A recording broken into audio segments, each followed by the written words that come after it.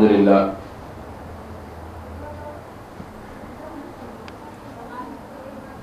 اس وقت بھی 2 پارے تلاوت کیے گئے، پارے 13 اور پارے 14۔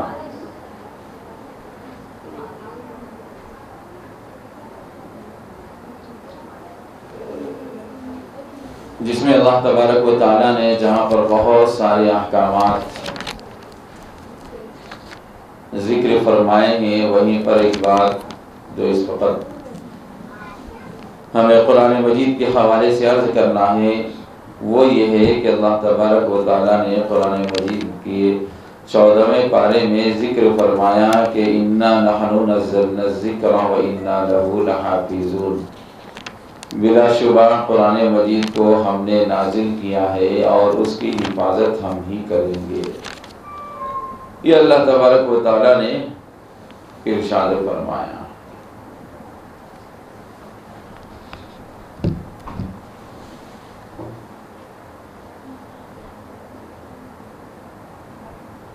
قرآن مجید اللہ تبارک و تعالیٰ کا کلام ہے اور اللہ کی کتاب ہے۔ سارے مسلمان اس بات سے اچھی طرح واقف ہیں اور جانتے ہیں اور سب کو معلوم ہے۔ اللہ تبارک و تعالیٰ نے قرآن مجید کو امت مسلمہ کی ہدایت اور رہبری کے لیے نازل فرمایا ہے۔ ہمیں چاہیے کہ ہم قرآن مجید کو غور سے پڑھیں، سنیں اور پھر اس پر عمل کرنے کی کوشش کریں۔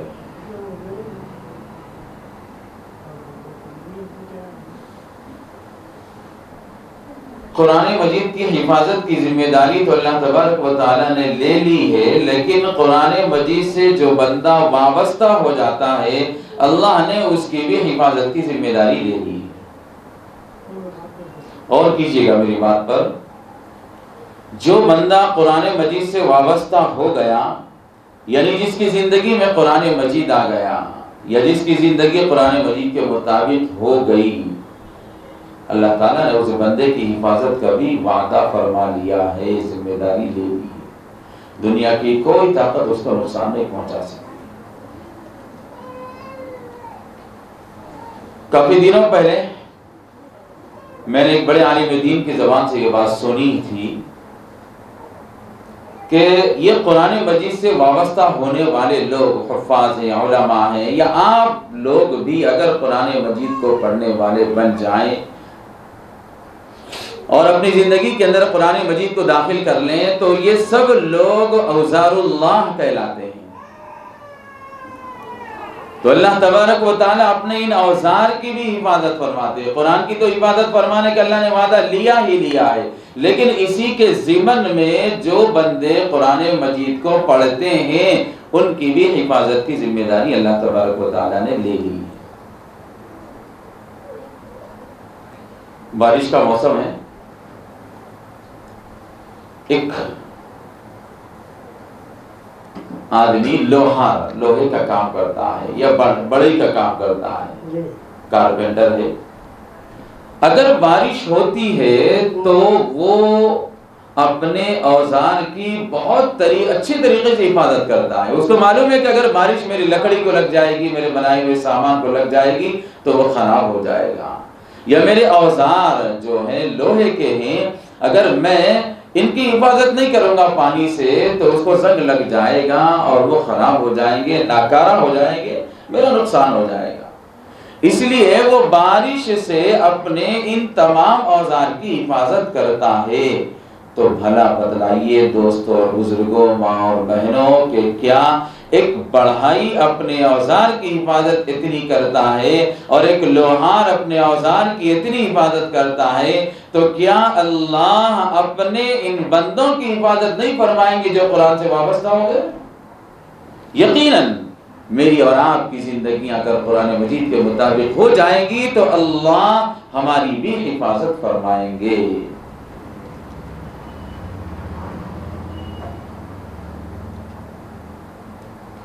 قرآن مجید سے ہم جب تک وابستہ رہیں گے کامیابیاں ہمارا مقدر بنیں گی، اور جب ہم قرآن مجید سے دور ہو جائیں گے تو یاد رکھیے ذلت و رسوائی ہمارا اور آپ کا مقدر بن جائے۔ علامہ اقبال رحمہ اللہ نے بہت پہلے فرمایا تھا، وہ معزز تھے زمانے میں مسلمان ہو کر، اور ہم خار ہوئے تاریخ قرآن ہو کر۔ قرآن وَتُعِزُّ مَن تَشَاءُ وَتُذِلُّ مَن تَشَاءُ، قرآن لوگوں کو ذلیل بھی کرتا ہے اور قرآن لوگوں کو عزتیں بھی نوازتا ہے۔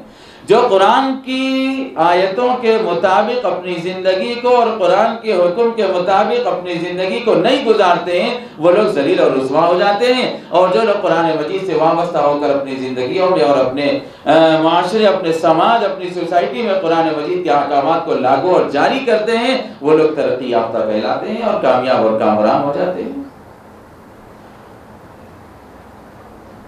معاف کیجئے گا اگر بری لگی یہ بات کہ آج ہم لوگوں نے بطور خاص عورتوں نے قرآن مجید کو مردوں کی کتاب سمجھ لیا۔ کوئی مر جاتا ہے تو قرآن مجید پڑھی جاتی ہے اور اِشارے ثواب کر دیا جاتا ہے، لیکن المیہ اس وقت بھی افسوس ہوتا ہے اس بات پر کہ اگر باپ مرتا ہے تو اولاد قرآن مجید پڑھ کے نہیں بخش سکتی، بیوی قرآن مجید پڑھ کر نہیں بخش سکتی، اور اس کی بیوی اس کے ماتحت رہنے والے لوگ اس کے قرآن مجید پڑھ کر نہیں بخش سکتے۔ باہر سے چند پیسے دے کر کے ولی صاحبوں کو بلا لیا جاتا ہے اور قرآن پڑھ کر کے بخش کر ثواب بھیجا دیا جاتا ہے، اور سمجھتے ہیں کہ ہمارا حق ادا ہو گیا۔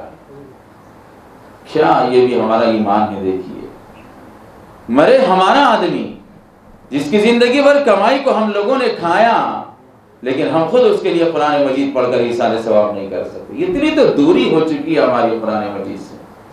یاد رکھیے گا، جب تک قرآن مجید سے جڑ کر رہیں گے ہم کامیاب ہوں گے، اور جس دن قرآن مجید سے ہم لوگوں نے دوری اختیار کر لی تو ذلت و رسوائی ہمارا مقدر بن کر رہے گی۔ دنیا کی کوئی طاقت ہمارا کچھ نہیں کر سکتی۔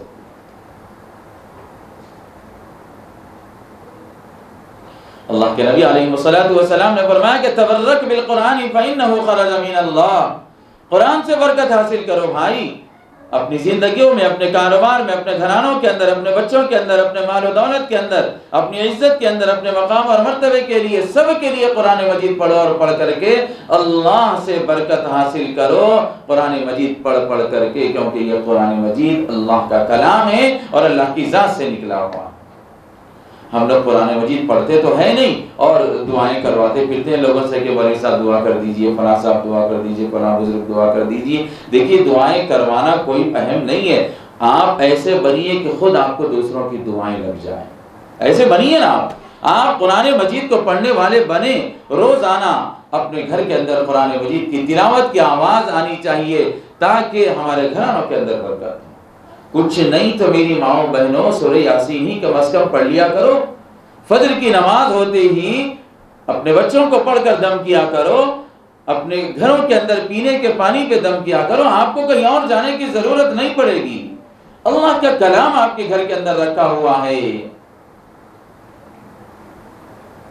ہم نے بس یہ سمجھ لیا کہ اگر نیا گھر بنا جائے تو سب سے پہلے قرآن رکھ دی جائے، نئی دکان کھولی جائے تو قرآن پڑھا دیا جائے، کوئی مر گئے تو قرآن مجید پڑھ کر ایصال ثواب کر دیا جائے، بچی کی شادی ہو تو سب سے پہلے جہیز میں قرآن مجید اور جانماز دیا جائے۔ بس اسی کے لیے ہم نے قرآن مجید کو سمجھ لیا ہے، طاقوں میں سجانے کو یہ قرآن نہیں ہے، گھر کے سلفوں میں اور محراب اور ممبروں کے اندر رکھنے کے لیے یہ قرآن نہیں ہے، یہ قرآن تو پڑھنے کے لیے اللہ تعالیٰ نے دیا ہے۔ اللہ تعالیٰ فرماتے ہیں کہ تم پڑھو کہ نہ پڑھو، قرآن کی حفاظت تو ہم کریں گے، لیکن اگر تمہاری زندگی قرآن سے وابستہ ہو جائے گی تو تم بھی محفوظ ہو جاؤ گے، اور اگر تم نے قرآن سے دوری اختیار کر لی تو قرآن تو محفوظ ہے لیکن تم محفوظ نہیں رہو گے۔ آج دیکھیے ہمارے گھر ہر تیسرا آدمی پریشان نظر آتا ہے۔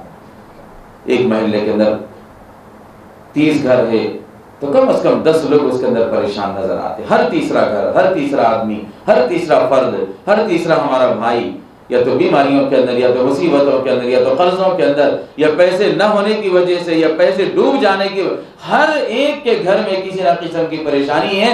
اگر ہم ان ساری پریشانیوں کا حل اور علاج چاہتے ہیں تو ہمیں چاہیے کہ ہم قرآن سے رجوع کر لیں اور قرآن کو اپنے سے چمٹا لیں اور قرآن کو دیکھیں اور قرآن کو پڑھیں اور قرآن پڑھ کر کے اللہ سے دعا کریں۔ یقیناً ہماری ساری کی ساری بیماریاں اور مصائب اور پریشانیاں دور ہو جاتی ہیں۔ ابھی میں آپ کو بات بتلاؤں، رمضان سے 2-4 روز پہلے میرے دونوں بچوں کی طبیعت خراب تھی، اور جو وائرل فیور چل رہا تھا اس سے دونوں بچے متاثر تھے اور بہت زیادہ بیمار ہو چکے تھے. ہمیں ایک تشویش ہو رہی تھی اور پریشانی کی حالت میں تھے ہم لوگ. تو ہمارے استاد ہیں، بڑے اللہ والے ہیں اور عالم دین ہیں، شہر حیدرآباد میں رہتے ہیں. ان کو پتہ چلا تو انہوں نے فون کیا اور رابطہ کیا ہم سے اور کہا کہ گھبرائیے نہیں، ہمت رکھیے، اللہ تعالیٰ سب شفا دینے والے ہیں. بیماری دینے والی ذات بھی اللہ کی ہے اور شفا دینے والی ذات بھی اللہ کی ہے. آپ صرف سورہ فاتحہ اخلاص کے ساتھ، یقین کے ساتھ 11 مرتبہ پڑھ کر اپنے بچوں پر دم کیجئے اور پانی پہ دم کر کے ان کو پلائیے، انشاءاللہ اللہ تعالیٰ شفا عطا فرمائیں گے. ہم نے ویسے ہی کیا، الحمدللہ 2 دن کے اندر ہمارے بچے بالکل صحت یاب ہو چکے. قرآن مجید کے اوپر ہم لوگوں نے اعتقاد رکھا ہی نہیں. ہم لوگوں نے بس برکت کی کتاب سمجھ لیا اور بند کر دیا. رمضان کو کھولتے ہیں تو پھر رمضان کو کھولتے ہیں. ماں بہنوں یقین جانیے دنیا کی کوئی طاقت میرا اور آپ کا کچھ نہیں بگاڑ سکتی اگر ہم قرآن سے وابستہ ہیں تو. اور اگر ہم نے قرآن سے دوری اختیار کر لی تو پھر پوری دنیا کے لوگ ہمیں ایک کچے گوشت کو چبانے کی طرح ہمارے اوپر جھپٹ پڑیں گے اور طریقے سے ہمیں ذلیل اور رسوا کریں گے.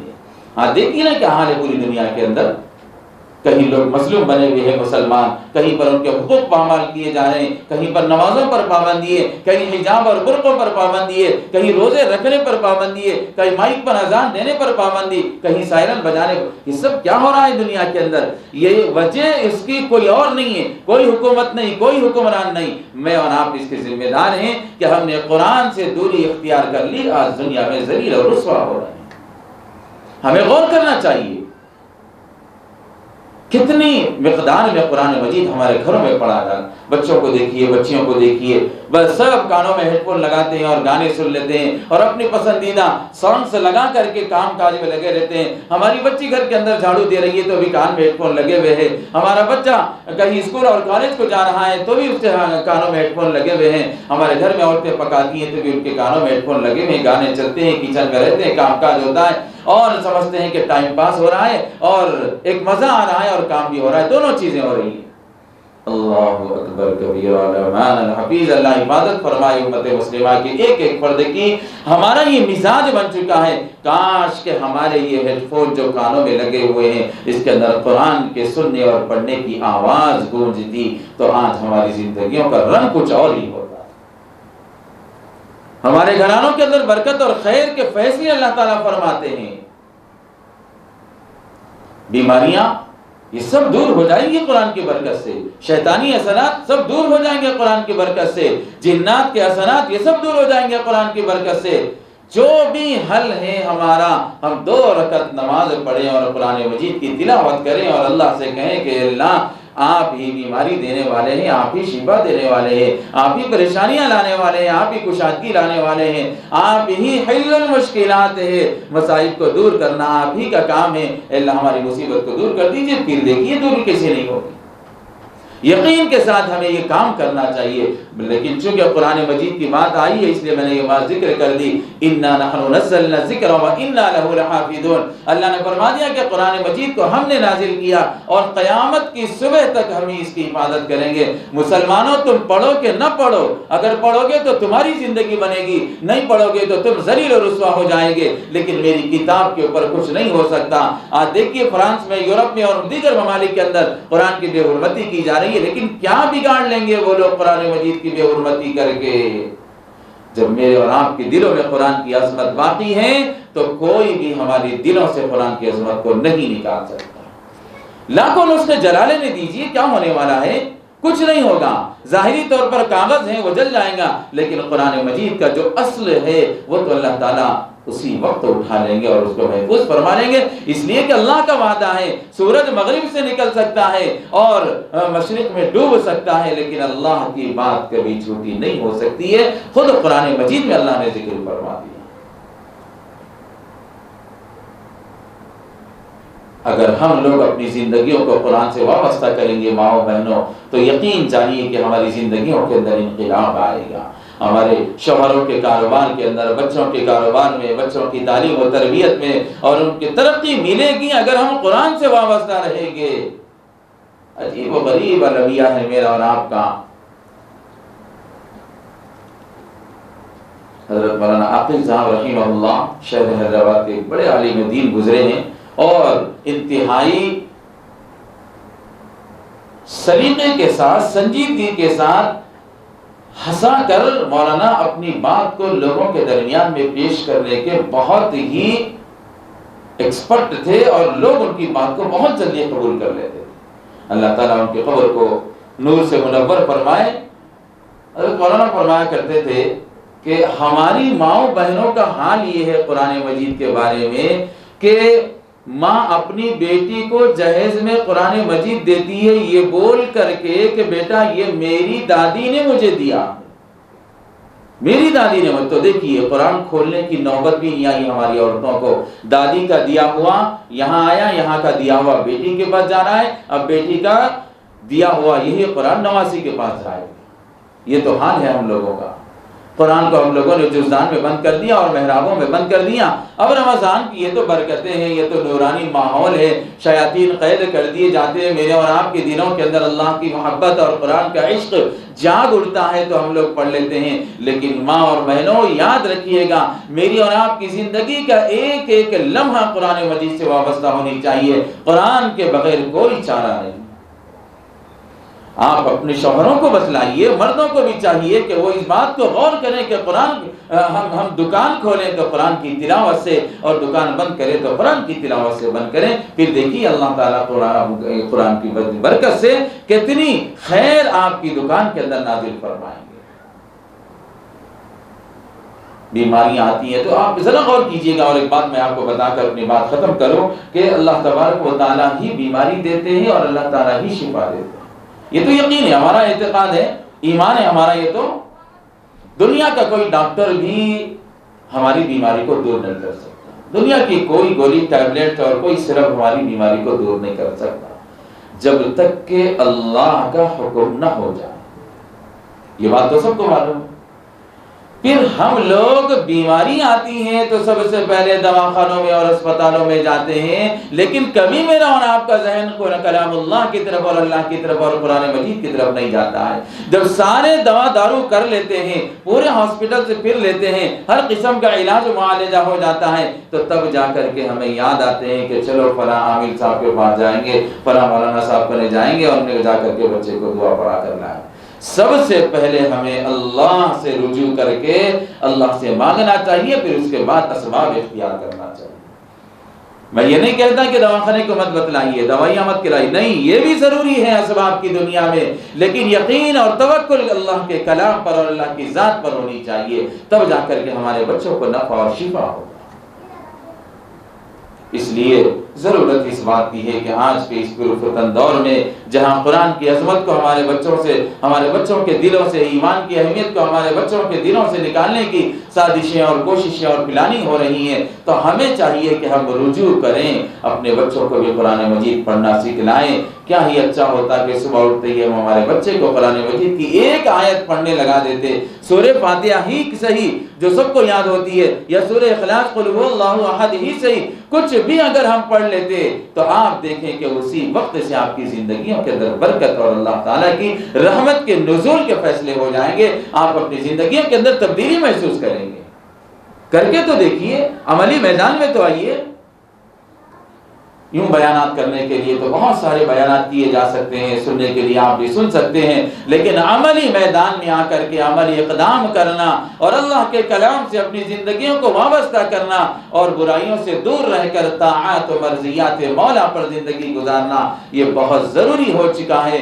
اس لیے ہم آج کے اس پروگرام سے اور قرآن مجید کے ان 2 پاروں کی تلاوت کے بعد جو اللہ تبارک و تعالیٰ نے اس آیت کریمہ کے حوالے سے باتیں ذہن میں ڈالی ہیں، ہم یہ گزارش اور اپیل کرتے ہیں تمام ہی ناظرین، سامعین، مرد و خواتین اور بچوں سے، جتنے لوگ بھی ہمارے اس پروگرام کو دیکھ رہے ہیں، سن رہے ہیں، سب سے ہم اپیل اور خواہش کرتے ہیں کہ خدا را آج کے اس رمضان المبارک میں یہ عہد کر لیجئے، یہ تہیہ اور عزم مصمم کر لیجئے اور پختہ ارادہ کر لیجئے کہ ہم قرآن مجید اگر پڑھنا آتا ہے تو روزانہ پڑھیں گے، نہیں آتا ہے تو سیکھیں گے، محلے کے امام اور حافظ قرآن سے وقت لیں گے اور لے کر کے قرآن مجید کو پڑھنا سیکھیں گے۔ اللہ اللہ پاک مجھے آپ کو اور سارے عالم کے مسلمانوں کو توفیق عمل نصیب فرمائے اور صحیح طور پر رمضان کا حق اور قرآن مجید کا حق ادا کرتے ہوئے اپنی زندگیوں کے اندر انقلاب پیدا کرنے اور صالح معاشرے کی تشکیل کے لیے ہمیں محنتیں اور فکر کرنے کی اللہ پاک توفیق نصیب فرمائے. آمین. وآخر دعوانا ان الحمد للہ رب العالمین.